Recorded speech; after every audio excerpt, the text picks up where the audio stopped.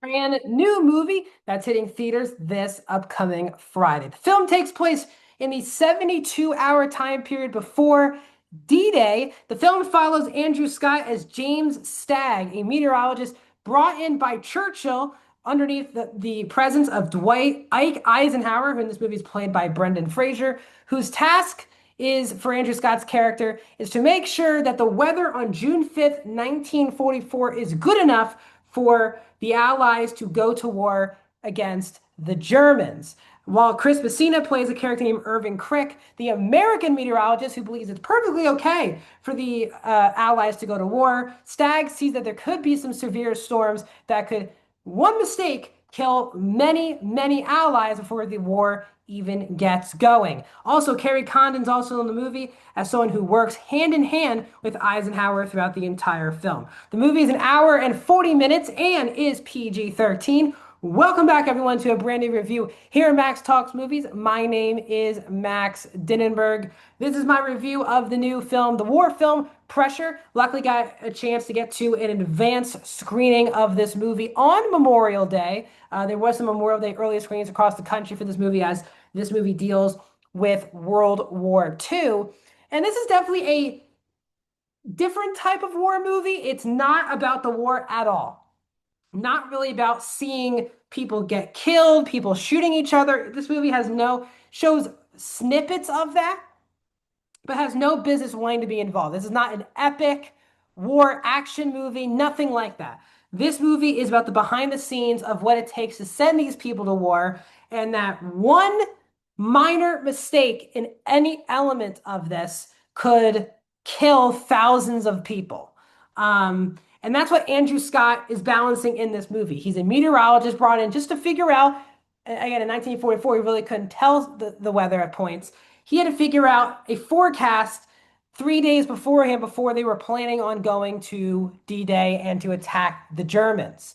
And if there particular water pressure, if the waves were too high, they were never going to get a shot to beat up and kill, obviously, the Nazis. And Damian Lewis plays a character who um, just wants to go right away. He doesn't really care about the weather. They need to go and attack now. And this movie talks about how, again, really focuses on the fact of every single decision is equally important. Each element of getting to a decision is very important, and having the trust in the right people is also very important. And I thought that gave at least this movie a unique enough angle to warrant a movie. The performances, though, are the best aspect of this film. Andrew Scott is just brilliant in this movie. In the first half, he's someone that is very hard to connect to. Outside of having a pregnant wife, there's not really a lot there for him. You're very distant. He just handles business very seriously, very nonchalant, not doesn't want to have fun, just wants to execute and get the job done. And that can leave some harsh taste in a lot of people's mouths. So he's a very tough character to really connect with, I would say, in the first 40 minutes of the movie. But once a key element happens, not going to spoil it, you start to understand his perspective and you put yourself in the shoes of someone going through a lot of different emotions in his head while also having to focus on not making a single mistake and making the correct forecast for this particular date. And Scott was brilliant. There's a particular speech he has towards the third act of the movie, basically, believing on what he stands on. And it was very powerful.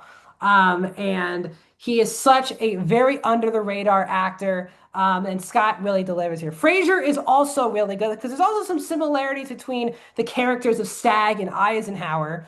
Stagg is someone who stands on his beliefs and is very much doubted by everyone involved in making this decision. Eisenhower, at this point, this is before he is president, and he really, at this point, also really has no war experience, and he is the one that's having to make final decisions on D-Day.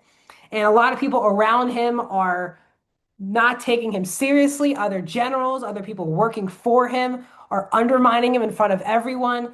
And he is there trying to make he knows that one decision and everything falls apart. And he knows that he will take full responsibility for that. And you can kind of tell the pressure, not to, a pun intended, I guess, that Fraser's character is under, that Eisenhower is under throughout the movie, not just to make sure everything goes well, but for his sanity as well. Carrie Condon always is very good. The movie looks very good. It's a very quaint. This movie basically takes place in one location throughout the entire film in this one big room in this area. I did like the ticking time bomb element of the movie where it's 72 hours and you can kind of feel the intensity of having to somehow make these scientific impossibilities become reality. That I liked a lot. But on the whole, it's definitely for the most part a by the numbers war movie. This movie feels like very traditional, where yes, there's someone who's at odds with our lead character. There's a multiple characters who feel disrespected. There's characters who feel they want to earn more respect. There's a lot of war elements of this movie that you've seen in a billion other films. The twists and turns of the reveals, I guess, that happen for the elements of the story that happen throughout. You can see coming from a mile away, obviously. It definitely feels like very played out. Like, is this obviously it's a very necessary story, but even the movie's an hour 40, and I don't even think they could have cut even more time out of the movie because again, it's only 72 hours and they're just figuring out the weather. So you can kind of tell they're kind of dragging things out to make this worthwhile as a feature-length movie.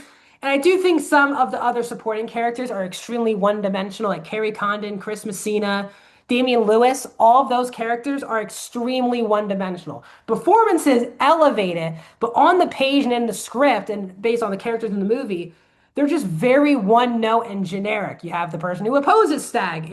In Crick, you have the obvious war guy who just wants to go to war. And you have Carrie Condon, who's very nice and the only person who seemingly gives Stag any respect. You've seen those characters in a billion other war movies, and there just really wasn't to those characters other than those one note characteristics. So this is not like a bad movie. I think this is a pretty actually rock solid war movie. I don't think it's as epic or reaches the heights of being one of the best war movies I've ever seen, but I think for what it's trying to accomplish, it mostly gets the job done. So I'm giving Pressure, which is coming out again, guys, this upcoming Friday, a 3.5 out of 5, a 68%. What are you guys' thoughts on Pressure? Let me know down in the comments. Like this video, subscribe to my YouTube channel. Also, please subscribe to my Patreon. Link for that is in the description down below. And I'll see you guys in another video very soon.